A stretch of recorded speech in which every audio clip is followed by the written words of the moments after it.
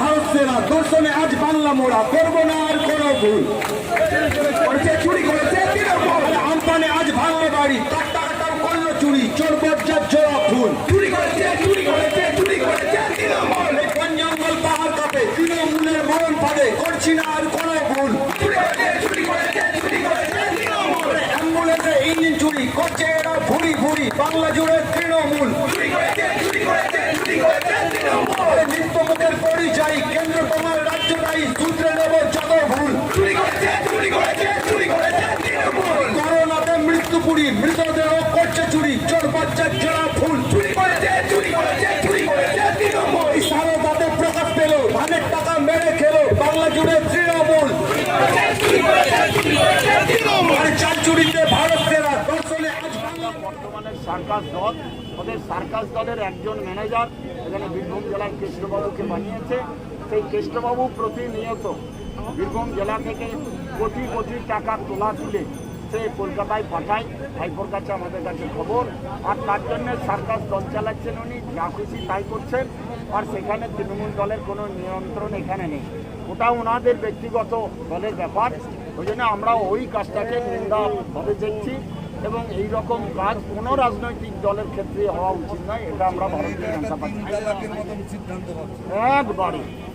এরকম যেমন কিছু অশিক্ষিত মুসলমান এরকম সিদ্ধান্ত নিত, আমাদের বর্তমান তৃণমূলের জেলা সভাপতি কৃষ্ণবাবু আমরা দেখলাম ঠিক বইয়ের সঙ্গে হলো না তো 3 তালাক মেরে দিল, মানে হয়ে গেল। এইটাই আমরা দেখলাম, আর এটাই একটা প্রকৃত গণতন্ত্র প্রেমী দলের এটা কাজ হতে পারে না।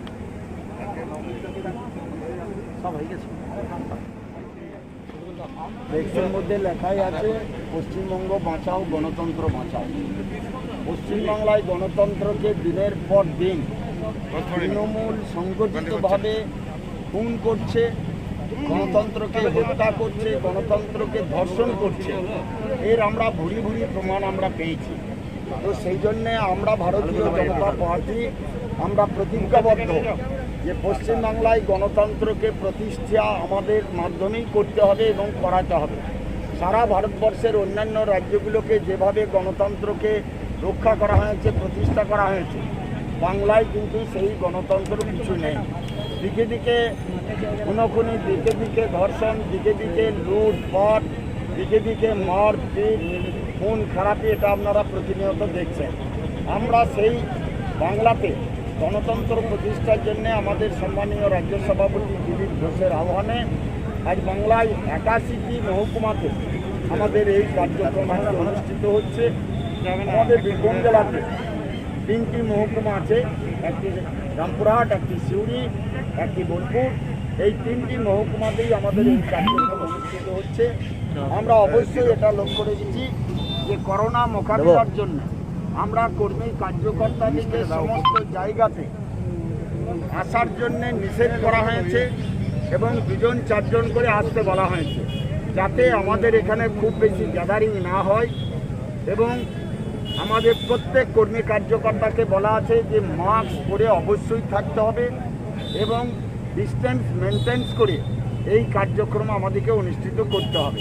আমার কর্মী কার্যকর্তারা সেই রকমই নিয়ম মেনে থাকছে। কিন্তু আজকে ওয়েদারে যেভাবে রোদ এবং মানুষ জানেন প্রত্যেক মানুষই ছায়া খুঁজছে, আমাদের দলীয় লোক যা না আছে রামপুরহাট শহরে তার থেকে 10 গুণ লোক বেশি এখানে জমায়েত হয়েছে। তো সাধারণ পাবলিক যদি এসে দাঁড়িয়ে প্রোগ্রাম দেখে, আমরা তো না করতে পারি না। অতএব রামপুরহাট শহরের মানুষ, সেরকম বোলপুরের মানুষ, সিউড়ির মানুষ যদি জমায়েত হয়, আমাদের এখানে কিছু বলার নেই। আমাদের কর্মী কার্যকর্তা যারা আছে তাদের আমরা প্রত্যেকেই মাস্ক পরে আছে এবং দূরত্ব মেনটেন করছে। আর আমরা আজকে প্রতিজ্ঞা আবার নূতনভাবে নেব যে এই বীরভূম জেলায় গণতন্ত্র রক্ষা করার, গণতন্ত্রকে প্রতিষ্ঠা করার দায়িত্ব ভারতীয় জনতা পার্টি আজ থেকে নেবে। কেন দিকে দিকে যেভাবে খুন খারাপি, সন্ত্রাস, বোমবাজি, বিস্ফোরণ, গোলাগুলি চলছে, এগুলোকে বন্ধ করার দাবি রাখছি। তাই আজ বীরভূম জেলায় 3 জন সম্মানীয় মহকুমা শাসকের কাছে আমরা আজকে আমাদের দাবিপত্র পেশ করব এবং আমরা দাবি রাখছি যে বীরভূম জেলাতে প্রতিনিয়ত যেটা চলছে সেটা অবিলম্বে বন্ধ হোক। এবং আর একদিকে তৃণমূলের নির্দেশে কিছু কিছু পুলিশ অফিসার সব পুলিশ অফিসার বলবো না, কিছু কিছু পুলিশ অফিসার যেভাবে তৃণমূলের দাসত্বগিরি করছে, দলদাসে পরিণত হয়েছে। আজকে আমরা এই গণতন্ত্র রক্ষা করার দাবিতে আমরা প্রশাসনকে সাবধান করতে চাই। এই রকমভাবে একপেশে কাজ করলে বীরভূম জেলায় শান্তিপ্রিয় মানুষের বসবাস, সেই শান্তিপ্রিয় মানুষ যাতে খেপে না যায়, মানুষের যাতে অসুবিধা না হয়, সেটা দেখতে হবে। বিভিন্ন থানাতে আজকে অন্যায়ভাবে নির্দোষ সাধারণ মানুষকে তারা তুলে নিয়ে চলে এসে লকআপে পুড়ছে, তারা মিথ্যা ধারায় কেস দিচ্ছে এবং ধারাগুলো শুনলে আপনাদের মাথা খারাপ হবে। যে ধারার নন্দরবেল সেকশন, যেখানে 3 মাস 6 মাস বেল পাবে না, এমন এমন কেস লাগু করা হচ্ছে। পুলিশের কাছে এখন আর্মস কেস, গাঁজার কেস, এনডিপিএস কেস, এইগুলো এখন জল ভাত হয়ে গেছে। আর সেই জল ভাতটা ব্যবহার হচ্ছে কেবলমাত্র বিজেপি কর্মী কার্যকর্তাদের উপর।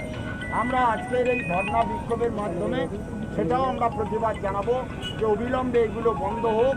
তাছাড়া বীরভূম জেলায় কিন্তু প্রশাসনের নিয়ন্ত্রণে আর রাখতে পারবে না, কারণ সাধারণ মানুষের আজকে দেওয়ালে পিঠ থেকে গেছে। সাধারণ মানুষ যেদিন রাস্তায় নেমে যাবে, সেদিন আর প্রশাসনের কিছু করার থাকবে না, প্রশাসনের নাগালের বাইরে চলে যাবে। এই জন্য আজকে আমাদের এই 3টি মহকুমাতে ধর্ণা বিক্ষোভের মধ্যে আমরা জানাবো যে বীরভূম জেলায় অবিলম্বে গণতন্ত্রকে প্রকৃত প্রতিষ্ঠা করা হবে এবং প্রকৃত গণতন্ত্রই মান্যতা দিতে সকল মানুষকে বাধ্য করা হবে।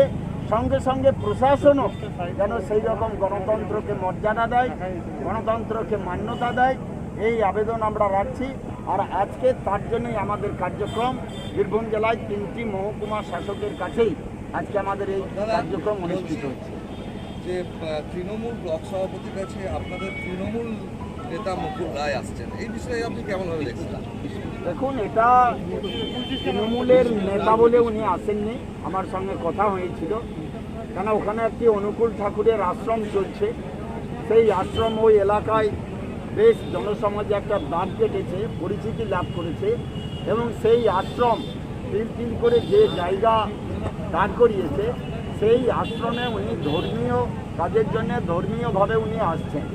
এখানে ধর্মীয় জায়গায় কে তৃণমূলকে, বিজেপিকে, সিপিএম, কংগ্রেস, এটা দেখার বড় বিষয় নয়।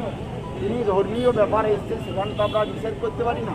অতএব এখানে তৃণমূলের নেতা হিসাবে নয়, আর মুকুল রায়ও বিজেপির নেতা হিসাবে নয়, মুকুল রায়ও একজন মানুষ হিসাবে অনুকূল ঠাকুরের আশ্রমে তিনি এসছেন, পূজা অর্চনা দিয়েছেন, এইটুকু আমি জানি। কয়েকদিন আগে সিউড়ির একটি পথসভায় তৃণমূলের সভাপতি বামামলের সুলামপাড়ায় এক কর্মী সভাপতিকে সরিয়ে দিচ্ছিল, তারপরে আবার এই বিষয়টাকে কেমনভাবে দেখছেন?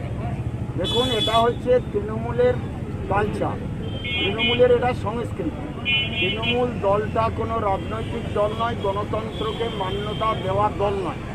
অতএব আমরা দেখলাম, ওটা আপনাদের মাধ্যমেই আমরা দেখেছি, যেমন বেশ কিছুকাল আগে কিছু অশিক্ষিত মুসলমান হট করে তার স্ত্রী যদি কোনো রকম চিঠি থাকতো, এই চিন্তা ভাবনা আলোচনা না করে 3 তালাক দিয়ে তাকে সেখান থেকে তাড়িয়ে দেওয়া হতো। ঠিক আমরা দেখলাম মিটিং চলতে চলতে ব্রিটিশ দলেরই একজন সম্পদ, দলের একজন বিশেষ কার্যকর্তা, তিনি তার এলাকার অনুন্নয়নের কথা তুলে ধরেছেন, এটাই অপরাধ। আর এই অপরাধের সঙ্গে সঙ্গে দেখলাম আমরা কি না, রাস্তার উন্নয়ন হয়েছে, গ্রামে উন্নয়ন হয়নি, ঘরের টাকা মারছে, ঘরের 2 নম্বরই চলছে, এটা বলা যাবে না।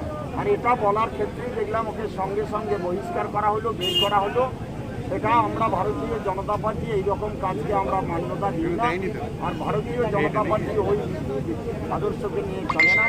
আমাদের দলে গণতন্ত্র আছে, প্রত্যেক কর্মী কার্যকর্তার কথা বলার জায়গা আছে, প্রত্যেক কর্মীর কথাবার্তা মন নিয়ে শোনা হয়, বিচার বিশ্লেষণ করা হয়।